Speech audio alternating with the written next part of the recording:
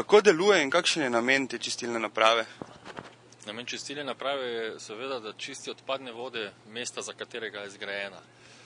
Čistilna naprava deluje tako, da se odpadna voda čisti v 2 stopnjah oziroma pri nas celo v 3. Prva stopnja je mehansko prečiščenje, druga stopnja je pa biološko čiščenje in tretja stopnja je kemijsko čiščenje. Gre za popolno odstranjevanje fosforja in pa dušika. Kdo so pa največji onesnaževalci? Procentualno so največji onesnaževalci gospodinjstva mesta Maribor.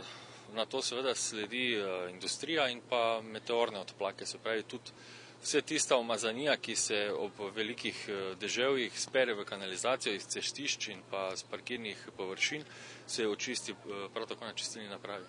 Kako pa lahko sami zmanjšamo to onesnaževanje kot fizična oseba? Ja, jaz bi bolj kot o kvantiteti govoril o kvaliteti onesnaževanja, ki jo nekako gospodinjstva povzročajo. V prvi vrsti je to prekomerna uporaba detergentov in pa tudi dejstvo, da se v kanalizacijski sistem splahnuje tudi ogromno maščob, recimo, ki jih v gospodinjstvih ljudje uporabljamo.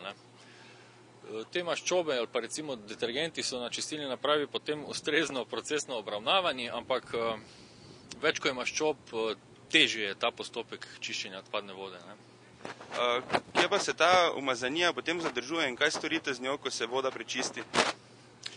Se pravi, stranski produkt čiščenja odpadne vode je odpadno oziroma odvečno blato, ki ga na čistilni napravi Maribor dnevno izločimo v količini od 70 do 80 ton.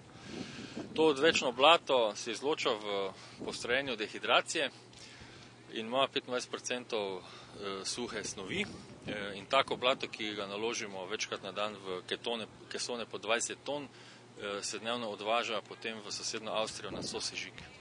Koliko se pa količinsko te vode prečisti dnevno? Povprečno, suhi dnevni pretoki vtoki so od 25 do 30 tisoč kubikov odpadne vode na dan. Seveda je pa ta številka ustrezno večja, če je vreme deževno.